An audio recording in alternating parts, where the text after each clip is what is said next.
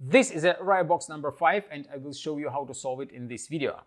The Raya Box puzzle was designed and made by Yavuz Demirhan from Turkey. Difficulty level of this puzzle is 8 out of 10 on a Puzzle Master's difficulty scale that runs from 5 to 10. And the goal of the puzzle is to fit all 6 parts inside the frame. If you like the Raya Box number 5 and you want to buy it, go to puzzlemaster.ca and hit the subscribe button if you would like to access more videos from Puzzle Master.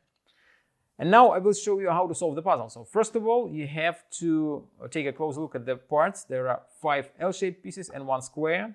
Next, what you have to do is to put the parts in a correct assembly outside the frame. That's actually what I usually do when I solve the puzzle, so that it will be a little bit easier for me to put everything inside the frame. As you can see, I put the square like that, then 2 L-shaped parts like that next to the square, and now I can just add 3 more L-shaped parts, and that is the assembly of the puzzle. So now we have to remove those and put everything inside the frame. But I have to do it in the correct order.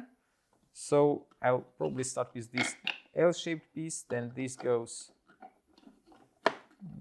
not this one actually.